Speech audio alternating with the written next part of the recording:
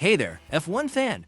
Let's talk about a race that shook the Formula One world to its core, the 2023 Qatar Grand Prix. Do you remember the chaos? It wasn't just a competition, it was a test of survival. Drivers were vomiting mid-race, collapsing from exhaustion, and Logan Sargent even had to retire due to dehydration. It was like nothing we'd ever seen. The Losail International Circuit turned into a battlefield. Those sharp-edged pyramid curbs, they weren't just tough, they were outright dangerous. They shredded tires and forced the FIA to act fast, imposing a maximum stint length of just 18 laps. Can you imagine that? A mandatory three-stop strategy flipped everything upside down. And as if that wasn't enough, the conditions were brutal.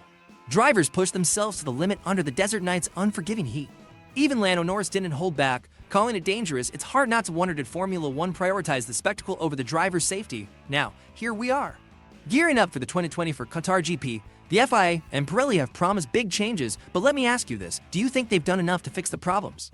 Or could we see a repeat of last year's near disaster? Let me know your thoughts in the comments below.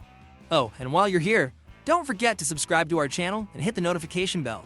Every subscription helps us get closer to our goal of 1,000 fans like you. Let's grow this F1 community together. Next up, we'll dive into the specific changes made to the circuit and tires. Stick around, you won't want to miss it. Alright, let's dive into what the FIA and Pirelli have done to prevent another Qatar GP fiasco. They didn't hold back, making some serious updates to both the circuit and the tires. But are these changes enough? Let's break it down together. First, the Losail International Circuit itself. Remember those pyramid curbs from last year, the ones that acted like tire shredders? Well, they're gone. The FIA has reworked curbs at 7 critical corners, including turns for 10 and infamous sequence from 12 to 14. The sharp edges have been ground down and replaced with smoother, rounded designs. Plus, they added gravel strips just beyond the curbs to punish drivers who push too far. It's a smart move. Drivers will think twice about abusing track limits. Now, let's talk tires. Pirelli brought out the big guns this time, introducing their hardest compounds, C1, C2, and C3. These tires are built to withstand the incredible forces generated by Losail's high-speed corners. Fun fact, in some sections, cars experience up to 6 gigaseconds of lateral force. That's insane, but Pirelli didn't stop at just tougher tires. They conducted rigorous testing using pre-2020 for car models and sample curbs from Losail. While those tests weren't perfect, they gave crucial insights. As Mario Isala, Pirelli's head of motorsport, put it, it's not just the curb design, it's the time and speed drivers spent on them. That's why every detail matters in making these updates effective. So, here's the big question. Will these changes make the Qatar GP safer without taking away the challenge? What do you think? Let's settle it with a poll in the comments. Are these updates enough to fix Qatar's problems? Vote yes or no, and let's see where everyone stands. Oh, and if you're enjoying this breakdown, why not hit the subscribe button? Your subscription means the world to us, and it's a huge step toward our goal of 1,000 fans. Be part of our F1 family. We can't do this without you. Next, we're going to shift gears and talk about the unique challenges of racing in the desert. There's more to Qatar than just the circuit and the tires. Stay tuned for some fascinating insights. Let's take a moment to talk about something that sets Qatar apart, its extreme environment. The challenges here go way beyond the circuit design or even the tires. Racing in the desert brings a unique set of problems that can push teams and drivers to their absolute limits. Here's the thing, even though the Qatar GP is a night race, the heat is relentless. The track's dark. Freshly laid tarmac from 2021 traps heat like a sponge. During the day, the humidity helps cool things down through evaporation, but at night, it's a whole different story. That heat gets trapped, and the track cools at a snail's pace. Drivers have to deal with a microclimate where temperatures swing wildly, making tire management a nightmare. Think about it, if the tires get too hot, they degrade rapidly. But if they're too cold, the drivers lose grip. It's like walking a tightrope, and even the smallest mistake can ruin a team's race strategy. For engineers, this means calculating everything down to the tiniest detail. A single misstep, and their entire plan could go up in smoke. Now, let's make it personal. Imagine you're the team principal. How would you handle these conditions? Would you play it safe and conserve your tires, or would you go all out, risking everything for a shot at victory? Drop your strategy in the comments below. I'd love to hear your thoughts. And speaking of strategies, here's something else to think about. These extreme conditions could work in favor of certain teams. Some thrive under high-stress scenarios, while others might crumble. So, what's your prediction? Who do you think will adapt best to Qatar's unique challenges? Cast your vote in the comments. Mercedes, McLaren, or Ferrari. Before we move on, let me remind you to subscribe to our channel and hit the notification bell. We're building an amazing community of F1 fans, and with your support, we can reach our goal of 1,000 subscribers. Join us and be part of the journey. Up next, we'll spotlight the teams and drivers to watch in Qatar. Who's ready to shine and who's at risk of falling short? Let's find out together. Alright, F1 fan, let's talk about the stars of the show, the teams and drivers who are about to face one of the toughest tests of the season at Qatar. Who will rise to the occasion and who might struggle to keep up?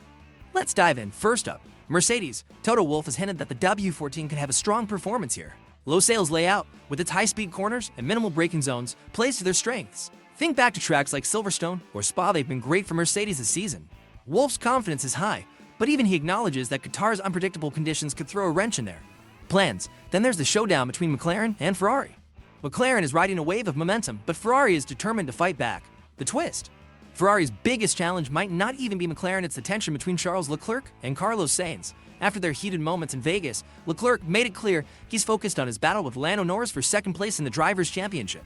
Can Ferrari keep it together, or will their rivalry cost them valuable points? And don't count out the midfield teams. For squads like Haas and Alfa Romeo, this is a golden opportunity. The sprint weekend format means more chances to snag those crucial points, and the fight for prize money and pride, every single point matters. Now, here's where you come in. Let's make this fun. Who do you think will dominate at Qatar? Mercedes, McLaren, Ferrari, or a surprise midfield contender? Drop your pick in the comments below. By the way, if you're enjoying this breakdown, don't forget to hit subscribe and enable notifications. Your support helps us keep bringing you the latest F1 updates and analysis. Let's hit that 1,000 subscriber goal together. You're a big part of making it happen. Next, we'll wrap things up by looking at what's at stake in this race for everyone involved: drivers, teams, and even the FIA. It's all about redemption and proving who's ready to conquer Qatar. Let's get to it. Here we are, F1 fan, the final chapter of our Qatar GP deep dive. This race isn't just about points or podiums. It's about redemption, resilience, and proving who's got what it takes to conquer one of the toughest circuits on the calendar. For the FIA and Pirelli, the stakes couldn't be higher. After the chaos of last year, they need to prove they've learned from their mistakes. The changes to the circuit and tires show they're serious about safety, but will it be enough to regain the trust of drivers and fans? A smooth, drama-free race could be their ticket to redemption, but anything less, that's a headline no one wants. For the teams, it's a critical weekend in the battle for the Constructors' Championship. Mercedes, McLaren, and Ferrari all have something to prove. For Mercedes, it's about showing they can adapt and thrive in extreme conditions. For McLaren, it's continuing their climb and cementing their status as a top contender. And for Ferrari, it's all about keeping their internal tensions in check while fighting for every last point. And then, there are the drivers, the heart of this entire story. Qatar's punishing environment will test their physical and mental limits. Some will rise to the occasion, delivering heroic performances that could define their season or even their career. Others might falter, their weaknesses exposed under the desert lights. So, what's your take? Will the FIA and Pirelli redeem themselves? Which team will come out on top? And which driver do you think will shine the brightest? Share your predictions in the comments. I'd love to hear what you think. Before you go, don't forget to subscribe to our channel and hit the notification bell. We're so close to our 1,000 subscriber goal, and every single one of you makes a difference. Let's keep growing this incredible F1 community together. Thanks for joining me today, and stay tuned for more F1 insights and drama. See you in the next video.